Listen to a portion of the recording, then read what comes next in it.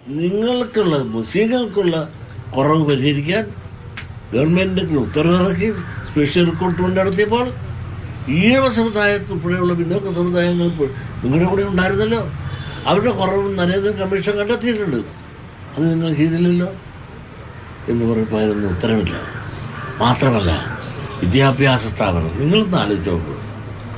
ശങ്കർ സാറിന് ശേഷം ഞങ്ങൾക്ക് എന്ത് കിട്ടി? 60 കൊല്ലത്തിന് മേലായില്ലേ? ഞാൻ എന്ത് തെറ്റ് ചെയ്തു?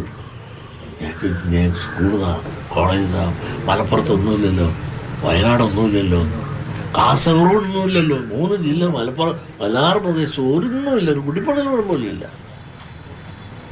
ഈ നോക്കാൻ പാർക്കലാമെന്ന് പറഞ്ഞുകൊണ്ട് നടന്നല്ലാതെ അതിനുശേഷം ആലുവ മണപ്പുറത്ത് പോലും കണ്ട ഭാവിയില്ലെന്ന് മാത്രമല്ല, അധികാരത്തിൽ ഇരുന്നുകൊണ്ട് പിന്നെ അവരുടെ വകുപ്പ് അവരുടെ സമുദായത്തിൻ്റെ വകുപ്പായി കണ്ടുകൊണ്ട് എല്ലാം ഒപ്പിട്ടെടുത്ത്. ഈ മതേതരത്വം ജനാധിപത്യം പറയുന്ന ലീഗ് അധികാരത്തിൽ വരുമ്പോൾ നിങ്ങളൊന്നും അറിയാമല്ലോ. ഉമ്മൻചാണ്ടി മുഖ്യമന്ത്രിയല്ലേ? ആ മുഖ്യമന്ത്രി ആയിരിക്കുമ്പോൾ ഇവിടുത്തെ ജനാധിപത്യത്തെ തകർത്തവരല്ലേ ഇവർ? മലപ്പുറത്ത് പ്രഖ്യാപിച്ചില്ല അവരുടെ മന്ത്രിമാരും വകുപ്പും. ഈ കോൺഗ്രസ്സുകാർക്ക് വല്ലതും ചെയ്യാനെത്തോ? ഏറാമൂന്ന് മാത്രമല്ല ചെയ്തത്. അപ്പം ജനാധിപത്യത്തെ ഹൈജാക്ക് ചെയ്തവരല്ലേ, ജനാധിപത്യത്തെ കശാപ്പ് ചെയ്തവരാണ് ലീഗുകാർ. അവിടെ ദാർഢ്യവും അഹങ്കാരവും മണിപ്പവറും മസിപ്പവറും മാൻ പവറും ഉണ്ട് എന്നുള്ള തോന്നലോടുകൂടി ആരോട് എന്ത് ചെയ്യാനുള്ള അഹങ്കാരം. അതല്ലെങ്കിൽ ഒരു മുഖ്യമന്ത്രിയായി തിരഞ്ഞെടുത്ത് ഉമ്മൻചാണ്ടി ഇരിക്കെ മുഖ്യമന്ത്രിയോട് ആലോചിക്കാതെ അവരുടെ മന്ത്രിമാരെ പ്രഖ്യാപിക്കുകയും വകുപ്പ് പ്രഖ്യാപിക്കുകയും ചെയ്ത 5ാം മന്ത്രി കൂടെ എടുത്ത കേരളത്തിൽ ഇന്ത്യയിൽ അങ്ങനെ ഒരു ചരിത്രമുണ്ടോ ജനാധിപത്യത്തിൽ? ആ ചെയ്ത ആളുകളാണ്. ഇവിടെ മതേതരത്വം പറയും, അവരെല്ലാം നീതി ന്യായം വിട്ടൊന്നും ചെയ്യുന്നില്ല എന്ന് പറയുന്നത്. അവരുടെ കാര്യം വരുമ്പോൾ അവരിൽ ആരാണ്? ലീഗ് തന്നെ സമ്പന്നർക്കല്ലേ മാർഗമുള്ളൂ. നിങ്ങളെടുത്ത് നോക്ക്. ആ ലീഗിന് ആർക്ക് മലപ്പുറത്ത് എത്ര കോളേജുണ്ട്? 17 കോളേജുള്ള ആർട്സ് ആൻഡ് സയൻസ് ഉണ്ടായിരുന്നപ്പോൾ ഞങ്ങൾക്ക് കേരളത്തിൽ മൊത്തം അത്രയേ ഉള്ളൂ. ഈ 17 എണ്ണം എടുക്കുമ്പോഴും നിങ്ങളൊന്ന് ആലോചിക്കണം. അത് മുസ്ലിം സമുദായത്തിലെ സമ്പന്നരുടെ ട്രസ്റ്റികൾക്കാണ് കൊടുത്തിരിക്കുന്നത്. അല്ലാതെ പാവങ്ങൾ അല്ലെങ്കിൽ അവരുടേതായ സമുദായത്തിൻ്റെ ആളുകൾക്കല്ല. അപ്പം ലീഗ് എന്ന് പറഞ്ഞാൽ അത് മലപ്പുറം പാർട്ടിയാണ്. ആ മലപ്പുറം പാർട്ടി മലപ്പുറത്തേക്ക് എല്ലാം ഊറ്റിയെടുക്കുക, അവരുടെ സമ്പന്നരെ സഹായിക്കുകയും ചെയ്യുക ഒരു ശൈലി. ഇപ്പം തന്നെ തെരഞ്ഞെടുപ്പ് അവരെല്ലാം ജയിച്ചു മലപ്പുറത്ത്. അപ്പോൾ മനസ്സിലായില്ലേ, ഈ മലപ്പുറം പാർട്ടിയാണ് ലീഗ് എന്നുള്ളത് വളരെ വ്യക്തമല്ലേ? ആ സമുദായത്തിൽ എത്രയോ നല്ലവരുണ്ട്, എത്രയോ മാന്യന്മാരുണ്ട്. ഇവരോടൊന്നും ന്യായവും മാന്യതയും പറഞ്ഞാൽ യാതൊരു പരിഗണനയും പരിരക്ഷ കിട്ടുക. എന്തുമാകട്ടെ, ഭരണത്തിന് പിന്നെ ഇറങ്ങിയല്ലോ. ഇറങ്ങിയ ശേഷം എന്നെ സമീപിച്ചു. ഞങ്ങൾക്ക് തെറ്റുപറ്റിയേ പോയി. അവർക്ക് വിദ്യാഭ്യാസ വകുപ്പ് കൈകാര്യം പോലും ഞങ്ങളോട് കാശ് ചോദിച്ചവരാണ് ഇവർ. അതിൽ വരെ ഞാൻ ഇവരോട് പരാതി പറഞ്ഞിട്ടുള്ളവരാണ്. ഞാൻ ഭരണം പോയ ശേഷം എന്നോട് ഈ നേതാക്കന്മാരെല്ലാം, അതിലെ 1ാം കട നേതാക്കന്മാർ എന്നെ സമീപിച്ചിട്ട് പറഞ്ഞു, തെറ്റുപറ്റിപ്പോയി, ഇനി നമുക്ക് തെറ്റ് തിരുത്താം. വെള്ളാപ്പള്ളി എന്ത് പറയുന്നു അതൊക്കെ നമുക്ക് സാധിച്ചു തരാം.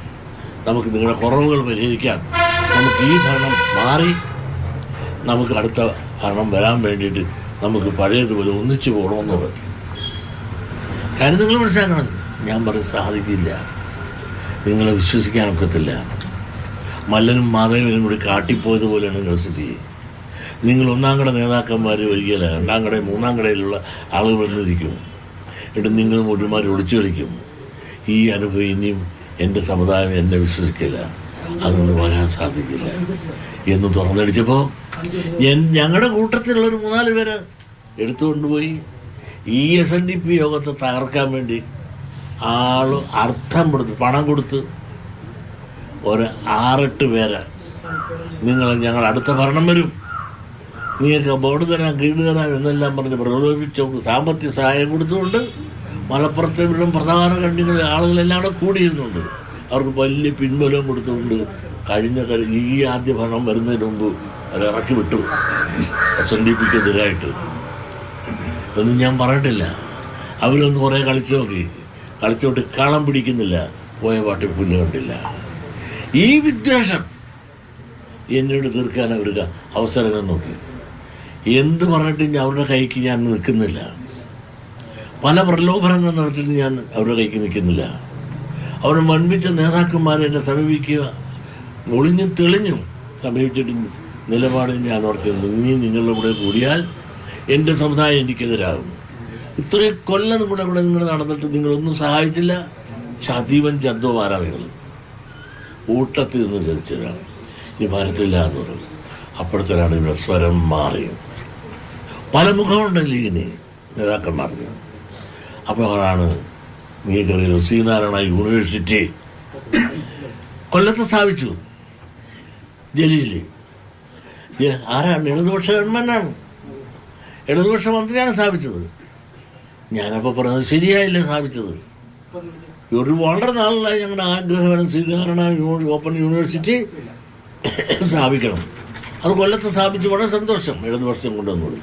പക്ഷേ ഗുരുവിനെ അറിയാവുന്ന ഒരാളവിടെ വയ്ക്കണമായിരുന്നു. അതിന് ഗുരുവിനെ പടം പോലും ജനിച്ചിട്ട് കാണാത്ത ഗൾഫിൽ ജോലിയായിട്ടിരുന്ന ആളിനെ വിളിച്ചു വരുത്തി ഇവിടെ ആക്കി ഇരുത്തി. പോകുന്നവരെ ഗുരുവിൻ്റെ പടം പോലും ആ യൂണിവേഴ്സിറ്റിയിൽ ഈ വൈസ് ചാൻസലർ സ്ഥാപിച്ചിട്ടിരുന്നു. മനസ്സിലാക്കണം. തിരക്കി വന്നു. അദ്ദേഹം അവിടെ നിന്ന് ഇറങ്ങി പോകുന്നില്ല. അത് ഞാൻ കാരണം എന്താണ്? ക്വാളിഫൈഡ് അല്ലാത്ത ആളുകൾ സ്വയം രാജിവെച്ച് പോകേണ്ടി വന്നില്ലേ? ഞങ്ങളൊക്കെ എതിർത്തു. ഗവൺമെൻറ് ചെയ്തത് ശരിയായില്ല. ഗുരുവിനെ അറിയാവുന്ന ഞങ്ങളുടെ സമുദായത്തിൽപ്പെട്ട ഒരുപാട് ആളിരിക്കെ മലബാറിൽ നിങ്ങളുടെ ആളെ കൊണ്ടുവച്ച് ശരിയായില്ല, തെറ്റായിപ്പോയെന്ന് പറയുമ്പോൾ പ്രതികരിച്ച ആരാണ്? ഇടതുപക്ഷത്തിൽ ആരും പ്രതികരിച്ചില്ല. ആദ്യം തന്നെയാണ് കുഞ്ഞാലിക്കുട്ടി ഉൾപ്പെടെയുള്ളവരാണ് പ്രതികരിച്ചത്. ചന്ദ്രിക എഡിറ്റോറിയലിൽ വരെ എഴുതി ഞാൻ വർഗീയവാദിയാണ്, അത് ചെയ്തതിൽ ഒരു തെറ്റുമില്ല. അപ്പോൾ എന്താണ്?